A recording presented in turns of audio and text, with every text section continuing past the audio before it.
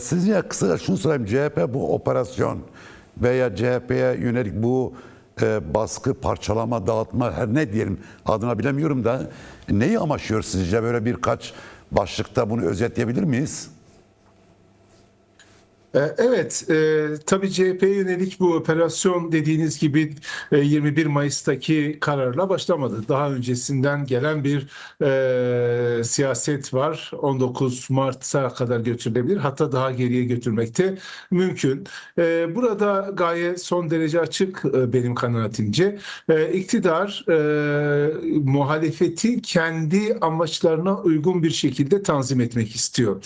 Yani muhalefetin herhangi bir şekilde kendisine karşı ciddi bir aday çıkartmasını engellemek ve muhalefetin başında kendisinin uygun gördüğü bir aktörün yer almasını sağlamak istiyor. Bu anlamda da CHP'ye yönelik operasyonlar sürekli bir şekilde devam ediyor. 2019 seçimlerinde İstanbul'da seçimleri Ekrem İmamoğlu kazanmıştı. O zaman da seçimler iptal edilmişti. Bence gaye aynıydı. Yani iktidarın karşısında güçlü olacak bir rakibi siyaset alanında tasfiye etmeye yönelik bir hareketti. Ama o halktan ters tepti. Tekrarlanan seçimlerde Ekrem İmamoğlu daha yüksek bir oyla kazandı. Akabinde 2024'te yapılan yerel seçimleri de yine daha büyük bir farkla kazandı. Şimdi burada tekrardan bir Cumhurbaşkanlığı seçimleri yapılacak. Seçimleri konuşacağız zannediyorum. Evet. Bu seçimlerde ki iktidarın adayı bir şekilde belli. Yani bir anayasa değişikliği yapılarak veya meclisten bir seçim kararı çıkartılarak tekrardan Cumhurbaşkanı Erdoğan'ın Cumhur İttifakı'nın bir adayı olarak gösterilmesi büyük bir ihtimal. Buna karşın muhalefetin adayının kim olacağını da AK Parti veya Cumhur İttifakı belirlemek istiyor. Herhangi bir biçimde kendilerine daha ciddi bir tehlike teşkil edecek olan rakipleri sürekli bir gözetim altında tutuyorlar. Örneğin İmamoğlu şu anda hapiste, Özgür Özel genel başkanlıktan indirildi. Bir diğer aday olarak ismi geçen Mansur Yavaş'ın başında da sürekli dosyalar gezdiriliyor. Eğer yarın ertesi gün Mansur Yavaş'ın da adaylığı daha ciddi bir hal alırsa muhtemelen ona yönelik de bir takım hukuki operasyonlar gerçekleştirilebilir. Peki Dolayısıyla hocam bir şey sorabilir bütün miyim? olarak Yani baktığınızda bu muhalefeti tanzim etme hareketi. az önce tabii Özgür Özel'in de işte CHP'nin başından indirildiğini söylediniz ama tutuklanma ihtimali var mı Özgür Özel'in? Yani bu oraya kadar gidebilir mi? Çünkü gerçi şöyle de sorayım soruyu. Ne olabilir diye konuşuyoruz. Şu olmaz dediğimiz çok şey oldu Türkiye'de son yıllarda. Acaba yani Özgür Özel'in tutuklanmasına kadar gider bir süreç söz konusu olabilir mi? Yani bu tabii CHP içerisindeki çatışmanın alacağı halle de yakından ilintili bir durum Cahit Bey. Yani CHP içerisinde eğer taraflar arasında bu kaotik ortamdan çıkma noktasında bir uzlaşma olmaz, çatışma daha da derinleşirse muhtemelen Özgür Özel ve ekibine yönelik hem CHP içerisinden hem devlet tarafından bir takım operasyonlar yapılabilir. Yani örneğin Özel'e ve İmamoğlu'na yakın olan kişilerin partiden ihraç edilmesi, Özel'in ve diğer milletvekillerinin İmamoğlu'na yakın olan milletvekillerinin dokunulmazlıklarının kaldırılması gibi bir takım yollara da başvurulabilir. Dolayısıyla bu ihtimal de masada duran bir ihtimal olarak karşımızda. Gerçekten o kadar kaotik bir durum var ki Türkiye'de herhangi bir şekilde olamaz diyebileceğimiz bir durum yok. Yani İstanbul Büyükşehir Belediye Başkanı yakalanamaz, tutuklanamaz deniliyordu. Tutuklandı. CHP'ye mutlak kararıyla el konulamaz deniliyordu. Konuldu. Dolayısıyla bundan sonraki süreçte de bu tür gelişmeler olabilir. Bu gelişmelerin olması çok da sürpriz sayılmaz. Yani, tabii burada bir de şöyle bir kavram ortaya atıldı. Devlet aklı bu işleri yapıyor. Yani Türkiye devlet aklı artık kimdir? Yani bu çok tartışılan konuşulan bir konudur. Yani derin devlet söyledi. Hatta bir ara yanılmıyorsam Süleyman Demirel'e sormuşlardı. Derin devlet nedir? O da şey demişti, mahkeme kapısındaki mübaşirden bize kadar uzanan yapıya devlet denir demişti. Yani Türkiye'de şu anda devlet aklı dediğimiz zaman kimi kastediyoruz? Yani bu Erdoğan'dan, AKP'den, Adalet ve Kalkınma Partisi'nden, Cumhur İttifakı'ndan bağımsız bir şey midir? Türkiye 2. yüzyıla bu şekil bir düzenlemeyle mi, dizaynla mı girmeye çalışıyor? Şimdi Cahit Bey, ben bu tür kavramlara biraz mesafeli bakarım. Yani bu devlet aklı kavramının Türkiye siyasetindeki kullanımına baktığımda da bu mesafeyi korumak gerektiğini düşünürüm. Bu devlet aklı kavramı bizde iki amaçla matuf olarak kullanılır. İktidardakiler yapıp ettiklerini meşrulaştırmak için devlet aklı ifadesini kullanırlar. Yani aslında gaye çok net bir şekilde iktidardakilerin pozisyonlarını korumak olabilir. Ama bu devletin bekası, devletin menfaatleri, devletin varlık yokluk mücadelesi denilerek burada iktidarın yapıp ettiklerine bir meşruiyet perdesi çekilir. Muhalefettekiler ise onlar da devlet aklını kullanırlar ama onlar kendi karşılarında çok güçlü bir rakip, yani mücadele edilemeyecek kadar güçlü bir rakip olduğunu kullanmak için, belirtmek için devlet aklını kullanırlar. Bu devlet aklı kavramı biliyorsunuz son olarak Cansu Çamlıbel'in Bülent Kuşoğlu ile yaptığı Evet. röportajda gündeme geldi. Orada da işte Kuşoğlu CHP'ye de devlet aklı müdahale etti. Devlet aklı bir takım planların içerisinde, bu planlarda bize nasıl bir rol öngörülecek onu bilmiyoruz minvalinde cümleler kurdu. Yani öylesine bir tarif yaptı ki bu planları yapan, bu planların karşısında durulamayan ve herkese kendi istediği bir şekilde rol veren bir yapı olarak devlet aklını tarif etti. O nedenle ben bunlara çok fazla itibar edilmemesi gerektiğini kanaatini taşıyorum. Demirel'den bahsettiniz. Bence devlet aklını Türkiye siyaset pratiği içerisinde en doğru şekilde tanımlayan Demirel'di. Demirel bir keresinde de derin devlet aslında askerdir demişti. Yani bu son derece anlaşılabilir bir tarihti. Çünkü Türkiye'de daha önce bir askeri vesayet durumu söz konusuydu. İktidar olanlar gerçek manada iktidar değillerdi. Seçilmiş iktidarlar, yani siyasal iktidarlar gündelik siyasete ilişkin karar alabilirlerdi. Altyapı yatırımları, işte Evet. şehirlerin gelişmesi vesaire. Ama siyasi iktidarlar Türkiye'nin temel ve kritik meseleleri konusunda karar alamazlardı. Örneğin Kürt meselesi konusunda siyasal iktidarın hareket alanı son derece sınırlıydı. Veya Kıbrıs meselesi veya Avrupa Birliği gibi konularda burada kararı veren esas itibariyle askeri ve sivil bürokratik yapıydı ama daha çok askeri yapıydı. O rol nedenle değişti mi şu derin anda? devlet o zaman askeri temsil ediyordu. Bu rol değişti mi? Yani askerden sivillere mi geçti bu, yani dediğimiz şey? Ben şunu düşünüyorum. Tabii Türkiye'de özellikle AK Parti iktidarı dönemindeki en önemli gelişmelerden bir tanesi bu askeri vesayetin ortadan kaldırılması veya askeri vesayetin gölgesinin siyasetin üzerinden silinmesi. Şu anda çok açık ve net bir şekilde şunu biliyoruz. Siyasal iktidar hem askeri yapının içerisinde hem sivil bürokrasinin içerisinde son derece etkin ve hakim bir durumdalar. Dolayısıyla bu yapıp edilenlerin siyasal iktidardan bağımsız bir şekilde gerçekleştiği kanaatinde değilim. Yani CHP hakkında mutlak karar verilecek. Bir ülkede ana muhalefet partisi bir yargı darbesiyle karşı karşıya kalacak.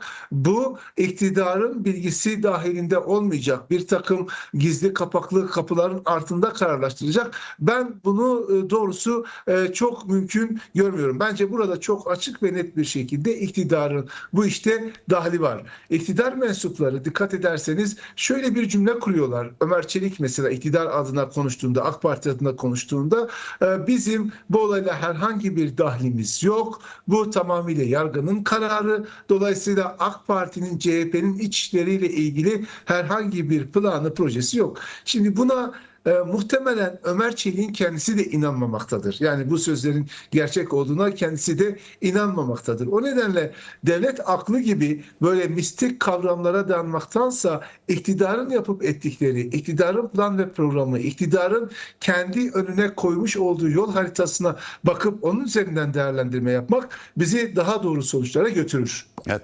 Şimdi tabii bir önemli bir soru da şu. Tabii CHP Türkiye'nin kurucu partisi. Aynı zamanda da 1924'le birlikte aslında birçok sorunun da kaynağı Kürt sorunu başta olmak üzere çözümsüz bırakma, işte jenosit hareketleri, Kürtlere karşı uygulanan asimilasyon, demografik yapının değiştirilmesi aslında CHP'den başlayıp bugüne kadar geldi. Şimdi böylesine bir geçmişi olan, bagajı olan bir partinin etkisizleştirilmesi bu dönemde Kürtleri neden rahatsız ediyor sizce?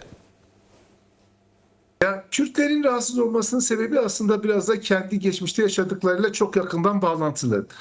Tuncel Bakırhan'ın burada yapmış olduğu konuşma son derece önemliydi. O bugün bu tür bir eylem ana muhalefet partisine yapılıyorsa, yani yargı kararıyla ana muhalefet partisi içerisindeki seçmenin iradesi yok ediliyorsa, bunun benzeri yarın ertesi gün AK Parti'ye de yapılabilir, Saadet Partisi'ne de yapılabilir, diğer partilerde de yapılabilir.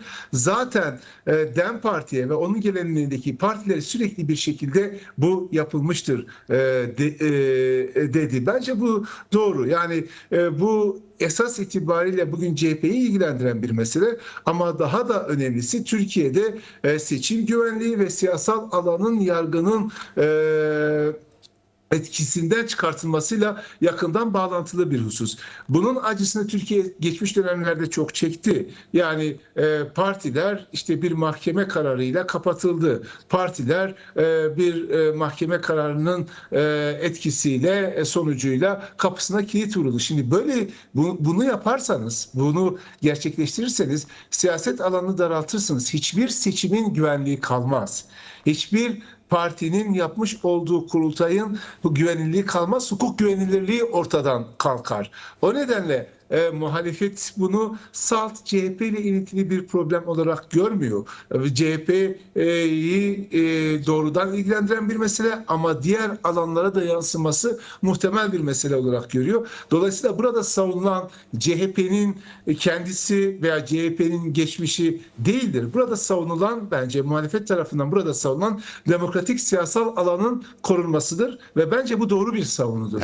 Yani CHP'nin yoksa geçmişine dönüp baktığınızda birçok eleştirecek nokta bulursunuz. En başta Kürt meselesinin doğulmasına sebebiyet verdiği için bunun üzerinden eleştirirsiniz. Veya bugünkü CHP'yi de örneğin Kürt meselesinde yaratıcı olmadığı, yeterince cesur olmadığı noktasında birçok açıdan kritik edebilirsiniz. Bu ayrı bir mesele. Siyasal alanda bu tür eleştirileri en yüksek dozda dile getirebilirsiniz. Burada bir problem yok. Ama burada asıl savunulan demokratik siyasal alanın korunmasıdır. Yargının eliyle siyasetin tanzim edilmesine karşı çıkılmasıdır. Çünkü bugün bir partiye yapılan yarın bir başka partiye de yapılabilir. Bütün partilerin varlıkları, hayatiyetleri hakimlerin iki dudakları arasına girer ki bu bütün partiler için çok büyük bir tehlikedir. Evet.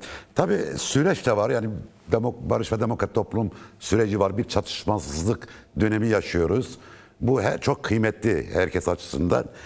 Burada yani örneğin CHP'nin merkez binasının işte yıkılması, kırılması, gaz bombaları atılması, tersinden bakıldığı zaman Kürtlerde bir travmaya neden oluyor mu geçmişte? Son 30-40'ta yaşadıkları itibariyle soruyorum. Tabii siyasal travmadan bahsediyorum. Tabii bir travma ifadesi çok ağırlıklı olur. Böyle bir travmanın yarattığı kanaatinde değilim, ama bundan rahatsız olduklarını net bir şekilde ifade ediyorlar. Aslında demokratik alanın korunması gerektiğini savunan herkes o görüntülerden rahatsız oldu ve bunu o şekilde dile getirdi.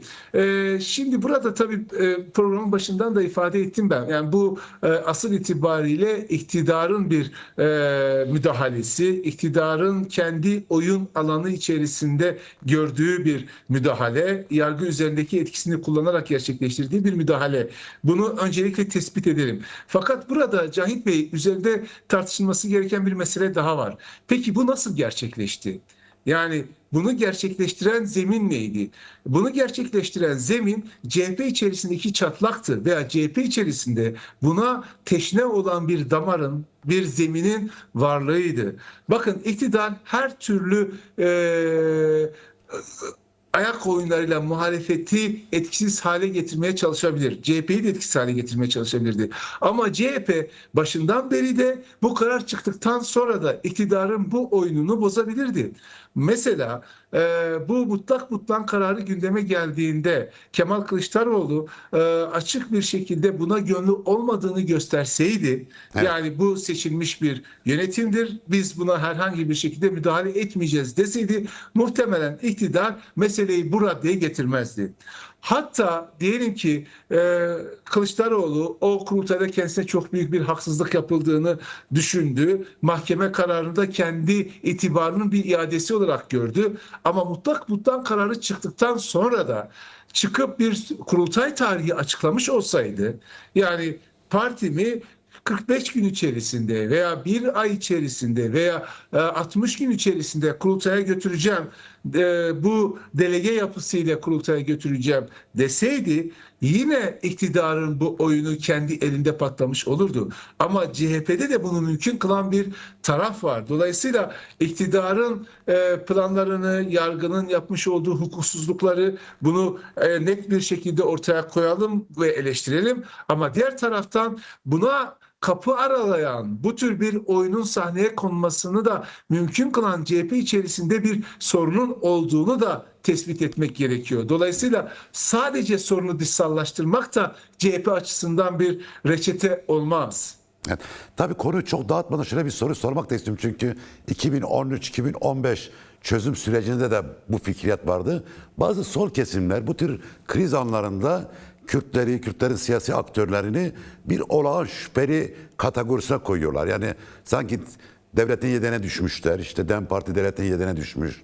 Süreçle birlikte işte Kürtler kafalanmış. Bundan dolayı işte iktidar muhalefete karşı böyle ağır bir baskı yapıyor. Hatta bazıları sanki DEM Parti Cumhur İttifakı içindeymiş gibi böyle bir algı da oluşturuyor. Bu nereden kaynaklar? Neden bu kadar tecrübeye rağmen yaşanmış bu kadar ağır bedellere rağmen demokrasi konusunda Kürtlerin hassasiyeti bilmesine rağmen neden böyle bir olağan şüpheli havası yaratılıyor sizce? Ya tabii iktidara karşıtlıkları çok fazla bu muhalif kesimlerin. Dolayısıyla herhangi bir şekilde iktidar ile bir konuda siyaset yürüten veya bir konuda görüşmeye başlayan her türlü kesimi birden kendi karşıtlarına konumlandırma gibi bir yapıları var. Bu doğru değil. Şimdi DEM Parti örneğini alalım mesela. Şimdi iktidar 2015'ten sonra tamamıyla DEM Parti'ye ve daha önceki bu siyasi gelenek içerisinde yer alan daha önceki partilere karşı muazzam bir operasyon başlattı. Hem fiili hem hukuki baskı altında tuttu. Ve bunu yaparken de aslında bugün iktidarın uygulamalarından şikayetçi olan kesimlerin desteği de vardı arkasında. Mesela dokunulmazlıkların kaldırılmasında CHP'nin günahı az mıdır? O dönemde bu kapıyı açmayın, bu kapıyı açtıktan sonra nerede duracağını bilemezsiniz diye ana muhalefeti eleştirmişlerdi, ama Kemal Kılıçdaroğlu o dönem, hatırlayacaksınız, bu anayasaya aykırı fakat biz buna evet oyu vereceğiz demişti. Sonra o dokunulmazlıklar DEM'le sınırlı kalmadı. CHP'ye de gelip dokundu. Şimdi her türlü muhalefetin bir kesimi herhangi bir şekilde sıkışıklığa girdiğinde sorunu kendi içerisinden görmektense doğrudan Kürtleri adres göstermek, Kürtleri günah keçisi haline getirmek gibi bir eğilim içerisine giriyorlar. Bu doğru değil. Çözüm sürecinde eğer devlet Kürt meselesinde bir çözüm perspektifi ortaya koymuşsa veya bir niyet beyanı ortaya koymuşsa, DEM Parti'nin veya diğer Kürt siyasi partilerin buna tamamıyla bigane kalması düşünülebilir mi? Evet. Düşünülemez. Seçmen, çünkü bu partilerin zaten varlık sebeplerinden bir tanesi Türkiye'de Kürt meselesinin çözülmesi. O nedenle burada eğer bir umut ışığı belirtmişse, bir siyaset olanağı ortaya çıkmışsa, bu partiler elbette ki bu umut ışığını daha da aydınlatmak için çalışacaklardır. Bu olanağı daha büyütmek için çalışacaklardır. Bunda herhangi bir şekilde bir beis yok. O nedenle buna çok itibar etmemek lazım. Buna çok büyük bir değer atfetmemek gerekiyor. Yoksa Kürtlerin de, genel olarak Kürtlerin de, özel olarak da DEM Parti'nin de iktidar tarafından ne kadar mağdur edildiği açık ve net bir şekilde ortada. Halen Demirtaş içeride mesela. 10 yıldır içeride. Ama bunu mesela bir kişisel mesele haline getirmiyor orada. Bu bir imkansa bu imkanı kullanalım diye çözüm sürecini destekliyor. O nedenle bu tür suçlayıcı ithamlar, muhalefeti suçlayıcı ithamlar, DEM Parti'yi suçlayıcı tavırlar muhalefet açısından da doğru bir sonuç üretmez. Şimdi tabii siz de biz de açık kaynaklardan süreci okumaya çalışıyoruz. Bundan sonra ne olabilir diye net simülasyon yapmaya çalışıyoruz. Tabii siz çok yakinen siyasi analiz yapan bir bilim insanısınız. Önümüzdeki süreçte iktidarın ve muhalefetin olası oyun planlarını görebiliyor muyuz? Yani bundan sonra ne olabilir? Örneğin bir baskın seçim olabilir. Baskın seçim olursa muhalefetin işte ana muhalefet partisinin diğer muhalifler nasıl konumlanabilir? Bu krizden bir çıkış mı oluyorsa kriz daha çok derinleşir mi sizce? Tabii öncelikle CHP içerisinde bir ne olacağını görmek gerekiyor. Yani CHP içerisinde şimdi farklı senaryolar konuşuluyor Cahit Bey. Bunlardan bir tanesi İmamoğlu ve özel ekibinin CHP içerisinden ayrılıp yeni bir parti kurmaları ve böylece kendi yollarına yeni kurdukları bu partide devam etmeleri. Bu ihtimal masada ama bugüne kadar gösterilen tepkilere baktığımızda ortaya çıkan tablo şu. Özel ve İmamoğlu ekibi CHP içerisinde sonuna kadar bir mücadele verecek ve Kılıçdaroğlu'nu yalnızlaştırıp partiyi kurultaya götürmek için çabalayacak. Ondan sonra eğer buradan bir sonuç alamazlarsa veya kendileri Kılıçdaroğlu tarafından partiden ihraç edilirlerse ondan sonra yeni bir parti kurma yoluna gidecekler. Ama sonuna kadar benim görebildiğim kadarıyla bu ekip CHP içerisindeki mücadelesini devam ettirecek. İktidar açısından bir baskın seçim olanağı veya gündemi şu an itibariyle ben çok görmüyorum. Yani bu çeşitli kesimler tarafından dile getirildi. Muhalefet bu kadar kendi içine düşmüşken CHP birbirini yerken iktidar için şu anda seçime gitmek son derece elverişli bir durum diye bir yaklaşım var.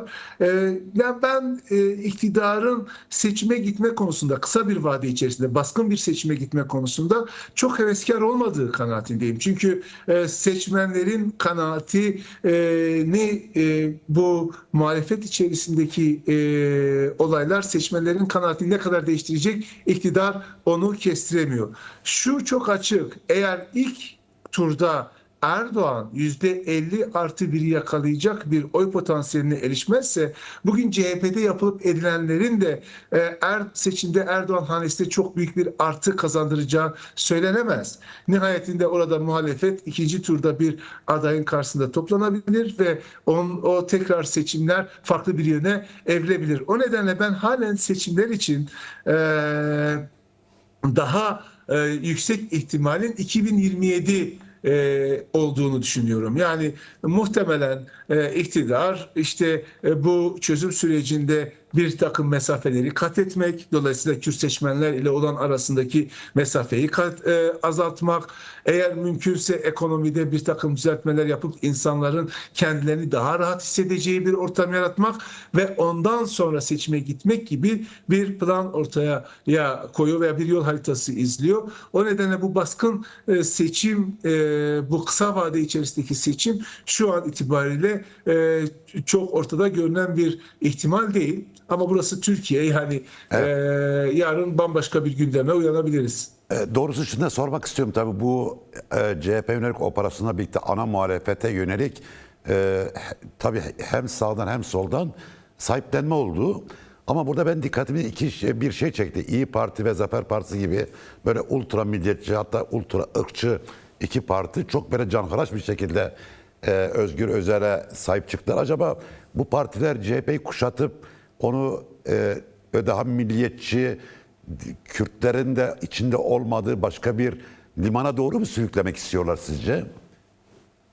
Ya bu böyle bir taban yakınlığı var. Yani CHP içerisindeki tabanın bir kısmında da bu ulusalcı hassasiyetler son derece yüksek. Dolayısıyla yarın ertesi gün bir seçim yapıldığında tabanda bu birlikteliği sağlamak için bunlar bu tür bir dili kullanıyorlar. Bugün mesela Musavat Dervişoğlu kendi grup toplantısında ben sadece seçilmiş kişileri muhatap alırım, seçilmemiş, atanmış kişileri hiçbir şekilde muhatap almam diyerek örneğin Kılıçdaroğlu'na kapıyı tamamıyla kapattı. Bu kesimin aynı zamanda CHP'nin bugüne kadar sürece verdiği desteğe de tepkisi var. Yani CHP yönetiminin süreç içerisinde yer alması, komisyona girmesi, komisyon sonunda hazırlanan raporu imzalaması, İmamoğlu ve Özer'in her seferinde bu çözüm sürecinin son derece hayati olduklarını, partilerin politikalarından daha bağımsız bir şekilde düşünülmesi gerektiğini, Türkiye'nin geleceği açısından bunun destekleneceğini belirtmelerinden de rahatsızlar. Dolayısıyla biraz daha onlarla yaklaşıp kendi siyasetlerine çekmek gibi bir gayeleri olabilir. Fakat benim görebildiğim kadarıyla Özel ve İmamoğlu ekibi sürece destek vermekten geri durmayacaklar veya sürece destek vermekten vazgeçmeyecekler. Çünkü onlar açısından da Kürt seçmenin desteğini korumak, 2023 Cumhurbaşkanlığı seçimlerinde ve 2024 yerel seçimlerde olduğu gibi Kürt seçmenin desteğini almak hayati bir durumu arz ediyor. Kürt seçmenler de şu anda bu sürecin başarılı bir şekilde ilerlemesini istiyorlar. Dolayısıyla sürece karşıt bir pozisyon almak CHP'nin politikası açısından, Özer'in İmamoğlu politikası açısından doğru bir tercih olmayacaktır diye düşünüyorum. Çok teşekkürler. Akademisyen, doçent, doktor Vahap Coşkun programa katıldığınız görüşlerinizi paylaştınız. Çok sağ olun, çok var olun.